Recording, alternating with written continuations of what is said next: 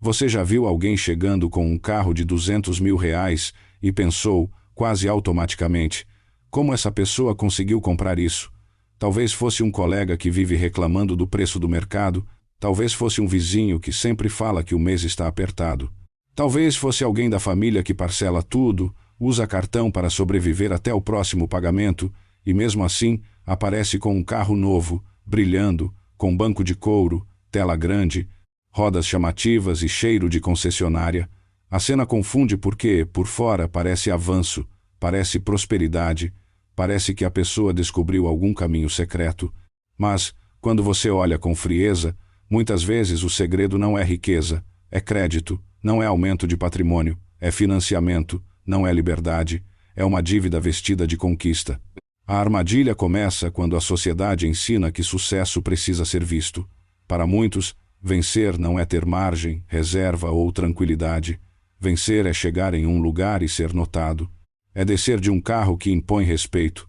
É fazer as pessoas pensarem que a vida melhorou, só que a vida financeira não melhora porque os outros mudaram a forma de olhar para você. Ela melhora quando o seu dinheiro trabalha melhor, quando suas obrigações diminuem, quando sua renda não nasce comprometida e quando você tem escolhas. O carro pode mudar a sua imagem diante dos outros, mas a pergunta correta é mais dura. O que você entregou em troca dessa imagem?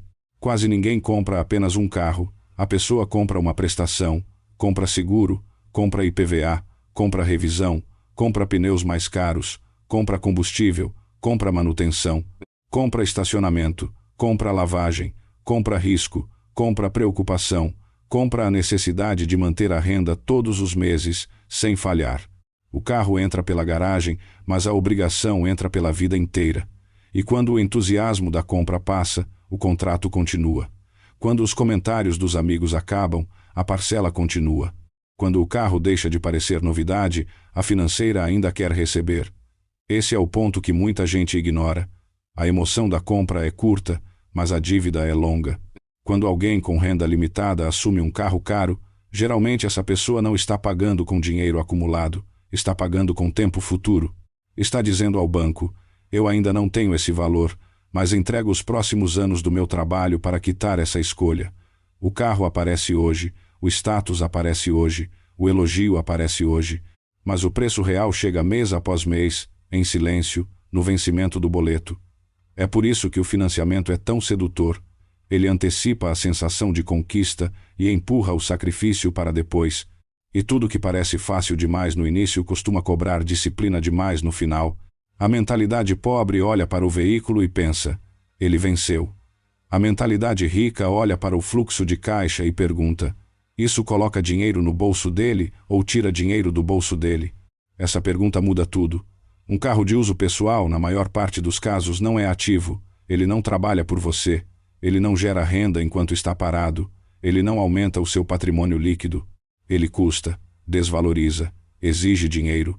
Pode até ser necessário, útil e confortável, mas continua sendo um passivo quando consome recursos sem gerar retorno financeiro. O problema não é ter carro. O problema é transformar um passivo caro em símbolo de vitória antes de construir ativos suficientes para sustentá-lo. Pai pobre diria: eu trabalho muito, então eu mereço. Pai rico perguntaria: meus ativos já pagam por isso? Pai pobre compraria para provar que chegou lá. Pai rico compraria quando aquilo não ameaçasse sua liberdade. Pai pobre se preocupa com a aparência. Pai rico se preocupa com a margem. Margem é o espaço entre o que entra e o que sai. Sem margem não existe paz. Sem margem não existe investimento. Sem margem qualquer emergência vira crise. A pessoa pode estar sentada em um carro de R$ 200.000 e ao mesmo tempo estar financeiramente ajoelhada. O banco de couro não muda o fato de que a conta pode estar no vermelho. Existe uma diferença brutal entre poder comprar e ser aprovado para comprar. Ser aprovado em um financiamento não significa que a compra é inteligente. Significa apenas que uma instituição calculou que você conseguirá pagar juros por muito tempo. O banco não está dizendo que essa decisão é boa para a sua vida. Ele está dizendo que essa dívida pode ser lucrativa para ele. A concessionária não mede sua liberdade financeira. Ela mede sua capacidade de fechar negócio. O vendedor sorri porque a venda aconteceu. Depois disso, a ansiedade da parcela é sua. Se o salário atrasar, é sua. Se o carro quebrar, é sua. Se a renda cair, é sua. O truque psicológico está na fragmentação do preço. Se alguém dissesse, junte 200 mil reais em dinheiro e entregue tudo agora por esse carro, muita gente recuaria. Mas quando o mesmo valor aparece dividido em entrada, parcela, taxa, documentação, seguro e financiamento longo, o cérebro relaxa. A pessoa não vê o preço total. Ela vê uma parcela que talvez caiba no mês. Só que caber no mês não é a mesma coisa que caber na vida.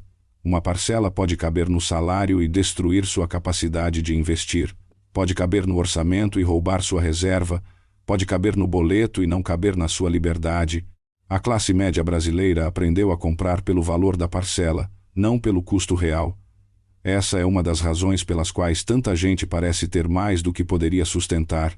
A pessoa vende o carro antigo, usa a reserva como entrada, antecipa 13º, parcela a documentação, aceita juros altos e sai dirigindo como se tivesse feito um avanço. Mas o que ela levou para casa não foi apenas um carro, foi um contrato. O carro é a parte visível, o contrato é a parte invisível. E a parte invisível costuma mandar mais na vida da pessoa do que o objeto que todo mundo aplaude. O carro caro também puxa um estilo de vida caro. Não é só a prestação. Quando o veículo sobe de categoria, quase tudo em volta sobe junto. O seguro é mais pesado, a manutenção é mais técnica. A revisão custa mais, o pneu dói mais no bolso, a franquia assusta, a desvalorização pesa, até o medo de deixar estacionado na rua aumenta. O objeto que deveria trazer sensação de poder pode começar a trazer tensão. A pessoa compra conforto, mas ganha vigilância. Compra status, mas ganha cobrança. Compra uma imagem de liberdade, mas passa a viver calculando se consegue manter aquela imagem por mais um mês. E existe uma pergunta que corta a ilusão. Esse carro está servindo você ou você está servindo o carro?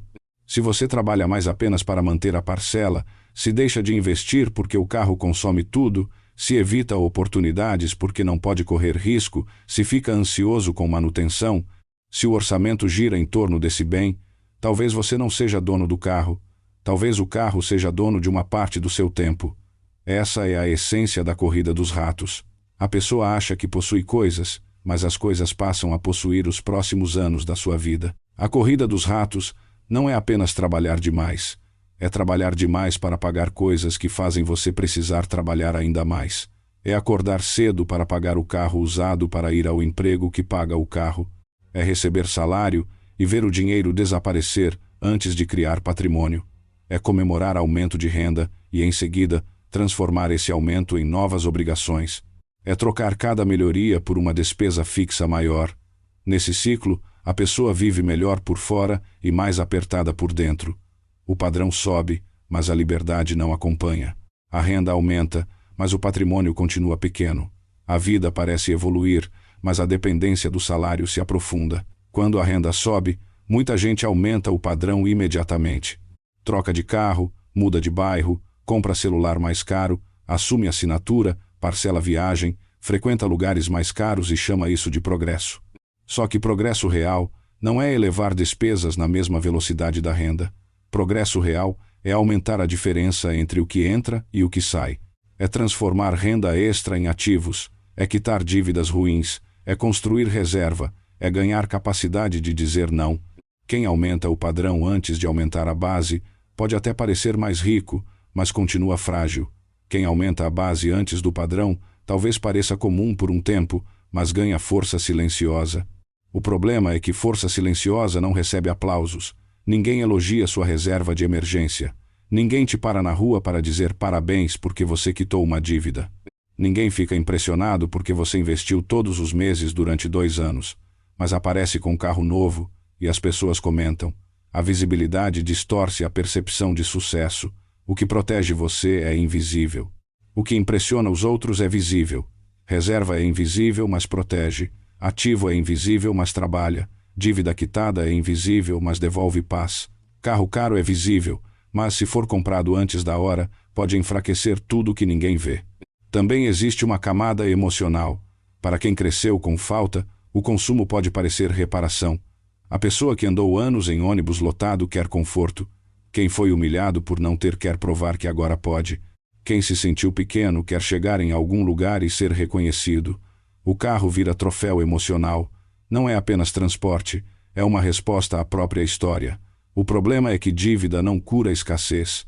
Ela pode até produzir uma sensação temporária de vitória, mas se não houver estrutura, a vitória vira pressão. A pessoa sai da escassez simples e entra na escassez sofisticada. A frase "eu mereço" precisa ser tratada com maturidade. Sim, quem trabalha merece conforto, dignidade, lazer, segurança e descanso. Mas merecimento não cancela matemática. Merecimento não reduz juros. Merecimento não paga seguro. Merecimento não impede desvalorização. Merecimento não cria reserva. Quando eu mereço justifica uma compra equilibrada, tudo bem.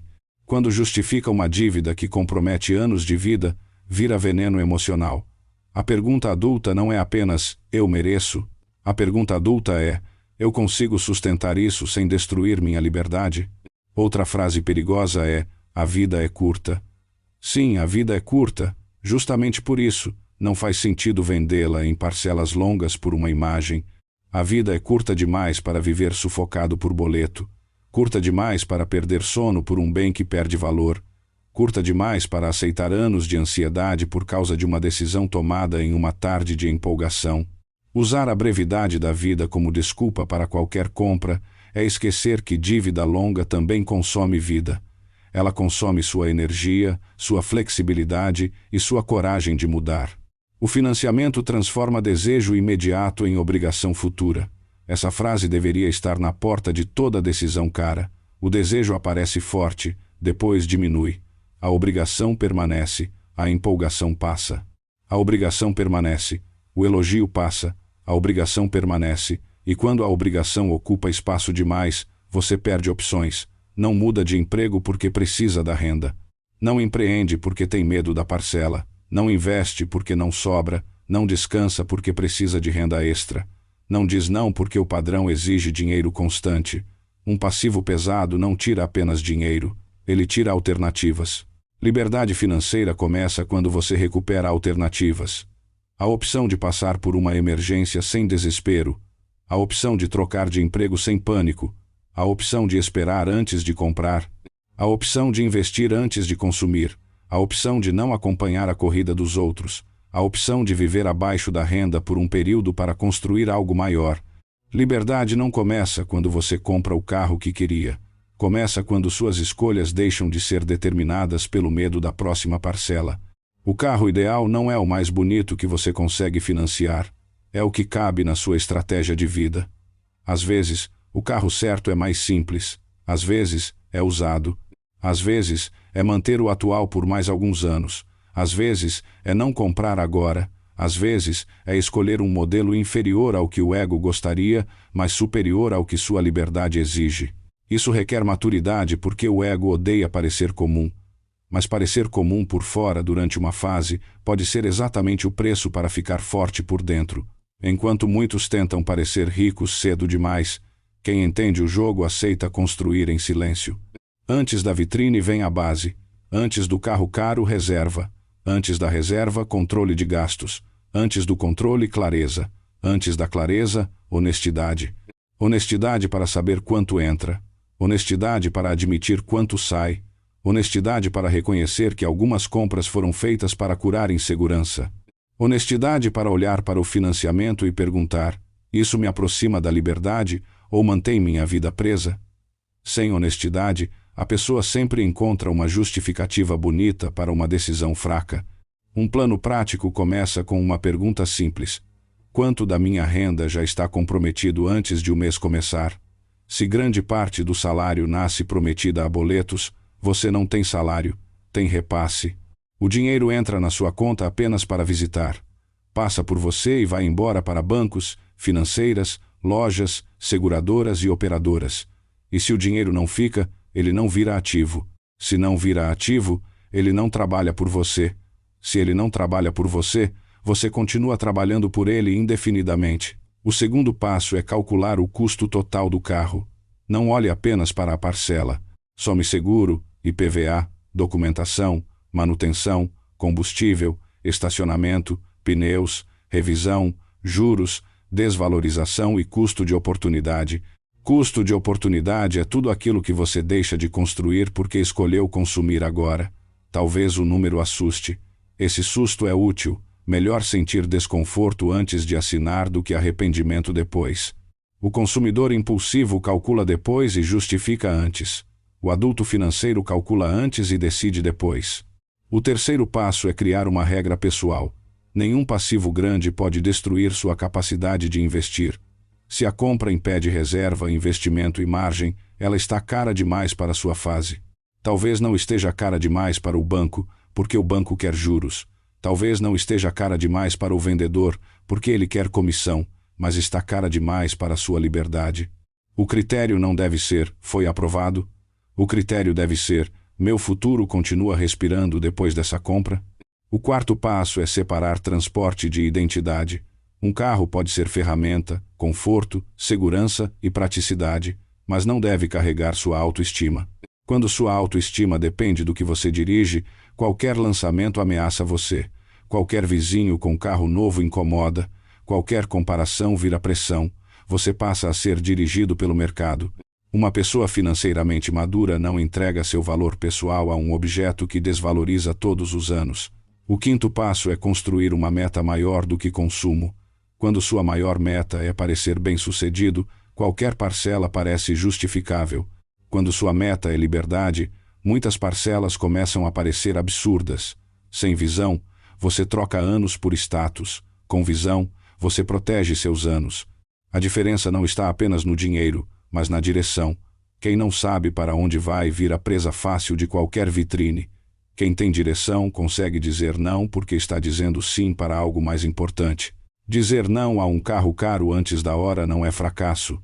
Pode ser estratégia, pode ser inteligência, pode ser domínio próprio, pode ser respeito pelo seu futuro. A sociedade tenta convencer que vencer é comprar mais, mas talvez vencer seja precisar de menos aprovação, talvez vencer seja dormir em paz, talvez vencer seja ter dinheiro guardado, talvez vencer seja dirigir um carro mais simples enquanto seus ativos crescem. Talvez vencer seja não precisar provar nada para ninguém. A pergunta, como alguém com salário baixo compra um carro de R$200 mil, tem duas respostas. A resposta técnica é entrada, crédito, financiamento, juros, parcelas longas e comprometimento de renda. A resposta emocional é comparação, ego, pressão social, desejo de reconhecimento e confusão entre consumo e progresso. As duas importam. Se você entende apenas a técnica, critica a dívida dos outros. Se entende a emoção, começa a se proteger da mesma armadilha dentro de você. Todos temos pontos cegos financeiros. Alguns gastam com carro, outros com roupa, viagem, delivery, tecnologia, presentes, cursos, decoração ou restaurantes. O objeto muda, mas a lógica pode ser a mesma. Usar dinheiro para anestesiar uma emoção. Educação financeira verdadeira não é só aprender onde investir. É perceber quando uma compra está tentando resolver uma dor que dinheiro nenhum resolve. Se você não entende sua relação emocional com consumo, sempre encontrará uma justificativa elegante para sabotar sua liberdade. Um carro de R$200 mil pode ser uma boa compra para alguém? Pode. Para quem tem patrimônio, renda compatível, reserva robusta, investimentos em andamento, pouca dívida ruim e prioridades claras, talvez seja apenas conforto. O problema não é o valor isolado. O problema é a ordem. O mesmo carro que é detalhe para uma pessoa pode ser desastre para outra. A mesma compra que cabe com sobra para um pode sufocar outro por anos. Inteligência financeira é saber em qual fase você realmente está, não em qual fase gostaria de aparentar estar. A fase real é medida pelo extrato, não pela vontade, pela reserva, não pelo desejo, pela margem, não pela aprovação do banco. Pela capacidade de investir depois da compra, não pela capacidade de assinar antes. Se você precisa se espremer para manter algo, talvez aquilo ainda não pertença à sua fase, e tudo bem. O erro não é desejar coisas boas. O erro é pular etapas para parecer que chegou onde ainda não chegou. Comprar liberdade antes de comprar luxo deveria ser uma regra. Liberdade é reserva, liberdade é dívida controlada. Liberdade é renda maior que padrão de vida. Liberdade é a habilidade que aumenta a renda. Liberdade é ativo crescendo. Liberdade é fluxo de caixa positivo. Depois, quando os ativos pagam seus confortos, o luxo deixa de ser prisão. A diferença entre a pessoa rica e a classe média endividada não é que a pessoa rica nunca compre coisas caras. É que a pessoa rica, quando é inteligente, compra depois que o sistema financeiro dela suporta aquilo. Existe uma frase dura, mas necessária. Se você precisa de muitos anos para pagar um símbolo de status, talvez esse símbolo ainda não seja seu. Ele pertence ao banco até a dívida acabar. E mesmo depois da quitação, provavelmente já perdeu grande parte do valor. Você trabalhou anos para pagar algo que foi ficando mais velho enquanto seu dinheiro poderia ter comprado ativos. Por isso a pergunta pobre é: quanto é a parcela? A pergunta rica é: qual é o impacto disso no meu patrimônio líquido? Patrimônio líquido é simples. O que você tem menos o que você deve. Uma pessoa pode ter carro caro, casa bonita e vários objetos financiados, mas se deve quase tudo, sua riqueza real é pequena ou negativa. Outra pessoa pode parecer simples e ter reserva, investimentos e poucas dívidas. Quem está mais livre? Quem parece mais rico? Ou quem precisa de menos permissão do banco para viver? Essa pergunta desmonta muita fantasia social. No Brasil, o carro tem um peso simbólico enorme. Para muita gente, sair do transporte público e ter veículo próprio é um marco real de dignidade. Isso merece respeito. O problema começa quando a necessidade legítima vira competição de status, quando o carro deixa de resolver mobilidade e passa a tentar provar valor pessoal. Quando a pessoa não compra o que melhora sua vida, mas o que imagina que vai calar os outros, nesse momento o carro deixa de servir à pessoa e passa a servir ao ego. E o ego nunca se satisfaz por muito tempo. Compra um carro de 50 mil e logo quer um de 80. Compra um de 80 e olha para um de 120. Chega em 120 e deseja 200. O ego não tem ponto final. Ele se acostuma rápido. O que hoje parece sonho amanhã vira normal. Se você não impõe limites, sua renda sempre parecerá pequena diante do próximo desejo. Educação financeira é aprender a interromper essa escalada antes que ela engula sua vida. O marketing sabe explorar isso. Ele não vende apenas carro, vende liberdade, poder, respeito, aventura, família feliz, sofisticação e sucesso. A propaganda mostra estrada vazia, luz bonita, pessoa confiante e sensação de controle. Não mostra boleto, não mostra seguro, não mostra IPVA, não mostra revisão. Não mostra a pessoa pensando se paga a parcela ou investe. O marketing vende a emoção da posse, a realidade cobra o custo da manutenção. Por isso, antes de qualquer compra cara, separe narrativa de matemática. A narrativa diz: esse carro vai mudar como as pessoas te veem. A matemática pergunta: quanto isso tira da sua renda por mês? A narrativa diz: você merece. A matemática pergunta: sua reserva está pronta? A narrativa diz: é uma oportunidade imperdível. A matemática pergunta: qual é a taxa de juros? A narrativa diz: todo mundo está evoluindo.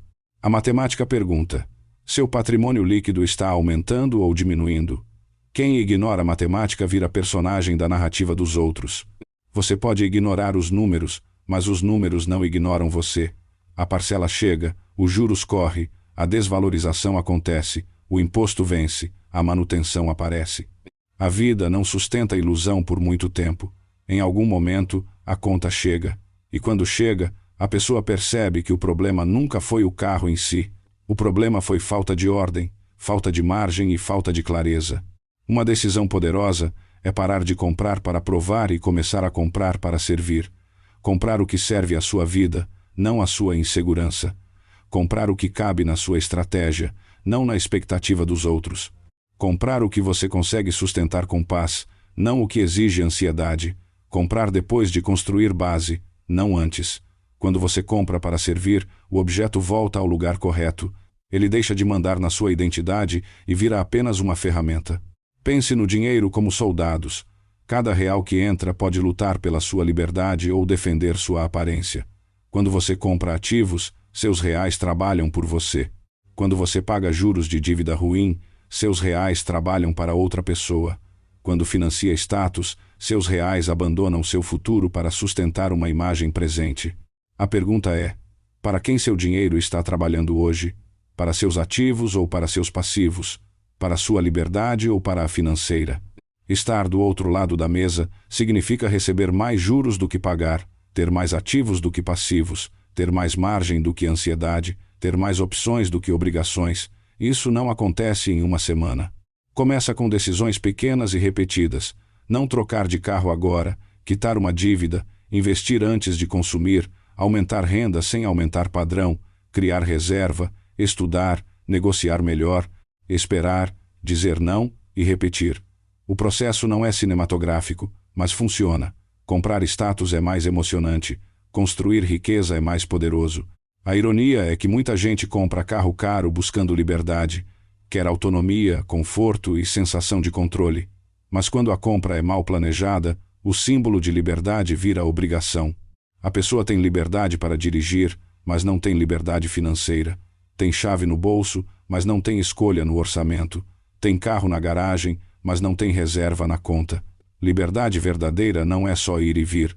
É não ser dominado pelo que você possui. Então, antes de admirar alguém com um carro de R$ 200.000, pergunte: esse carro é fruto de ativos ou de dívida? É sobra ou sacrifício? É planejamento ou impulso? É ferramenta ou palco? E antes de desejar o mesmo, pergunte a si: eu quero o carro ou a sensação que imagino que ele vai me dar? Quero mobilidade ou validação? Quero conforto ou respeito? Quero dirigir melhor ou ser visto de outra forma? Essas perguntas podem economizar anos de trabalho, porque muitas vezes a pessoa não quer apenas o carro, quer o olhar dos outros, quer o silêncio de quem duvidou, quer sentir que superou a origem, quer dizer, sem palavras: eu consegui. Isso é humano, mas é perigoso quando você usa dívida para comprar uma emoção que deveria ser construída com autoestima, propósito e patrimônio real. Desejar coisas boas não é erro. O erro é deixar o desejo assinar contratos contra o seu futuro. Maturidade financeira não mata sonhos. Ela organiza sonhos. Ela não diz nunca. Ela diz: não agora, não desse jeito, não sacrificando minha liberdade. Essa diferença é enorme. Educação financeira não é viver pequeno. É construir uma vida grande. Consumo pode fazer parte da vida, mas não pode ocupar o lugar da liberdade. Conforto é bom, paz financeira é melhor. Status dura minutos. Margem financeira muda anos. Talvez você esteja pagando um carro pesado agora. Talvez já tenha se arrependido. Talvez esteja pensando em trocar. O objetivo não é humilhar, é acordar. Se você já entrou em uma dívida ruim, não proteja o orgulho, proteja o futuro. Calcule tudo, veja se vale manter. Considere vender, renegociar, trocar por algo mais barato, acelerar quitação ou reorganizar o orçamento. O pior erro depois de uma decisão ruim é insistir nela apenas para não admitir que foi ruim. Às vezes, vender o símbolo é o primeiro passo para recuperar a liberdade. E se você ainda não comprou, você tem um ativo valioso, a chance de não cair na armadilha. Não deixe o vendedor decidir por você. Não deixe a comparação decidir por você. Não deixe a pressa decidir por você. Não deixe o ego decidir por você. Faça contas. Simule cenários ruins. Pergunte se sua renda cairia e você continuaria seguro. Pergunte se a reserva sobreviveria. Pergunte se você continuaria investindo. Pergunte se dormiria em paz. Se a resposta for não, talvez o carro seja bonito demais para uma fase financeira que ainda precisa de base. Disciplina financeira não é charmosa, não rende tantos elogios, mas constrói algo que status não consegue comprar: paz. Paz de saber que você não está a uma parcela do desespero. Paz de saber que um imprevisto não destrói tudo. Paz de saber que está comprando ativos enquanto outros compram aparência. Paz de saber que, mesmo sem impressionar tanto hoje, você está ficando mais forte. Quem já perdeu sono por dívida sabe: paz vale mais que aplauso. O caminho de pai rico é desconfortável porque exige adiar prazer. E adiar prazer é difícil em um mundo que vende satisfação imediata o tempo todo. Mas essa capacidade é o que constrói riqueza. Quem não consegue adiar nenhum desejo vira refém de todos eles. Quem aprende a esperar começa a comandar a própria vida. Esperar não é desistir. Esperar é amadurecer o momento da compra. É permitir que seus ativos cresçam. É deixar seu futuro respirar. A pergunta final não é: como pessoas com salário baixo compram carros de R$ 200.000? O mercado já respondeu isso. com crédito, entrada facilitada, parcelas longas, juros embutidos, renegociação e comprometimento de renda. A pergunta verdadeira é: por que tantas pessoas aceitam trocar liberdade por aparência? Porque foram ensinadas a medir valor pelo consumo, porque a prudência é silenciosa e o status é barulhento, porque parecer pequeno dói em uma sociedade que respeita quem mostra mais. Mas você não precisa jogar esse jogo, pode escolher outro placar. Em vez de medir sucesso pelo carro, medir pela margem. Em vez de medir progresso pela prestação que consegue assumir, medir pelo valor que consegue investir. Em vez de perguntar qual carro impressiona, perguntar qual decisão te deixa mais livre. Em vez de viver para parecer rico, viver para depender menos do salário. Essa mudança não faz barulho, mas muda o destino. No velho jogo, você vence quando os outros acham que você venceu. No jogo de pai rico, você vence quando seu dinheiro começa a trabalhar por você. No velho jogo, o carro caro prova sucesso. No jogo de pai rico, sucesso é ter ativos suficientes para comprar conforto sem virar escravo dele. No velho jogo, a parcela caber no mês basta.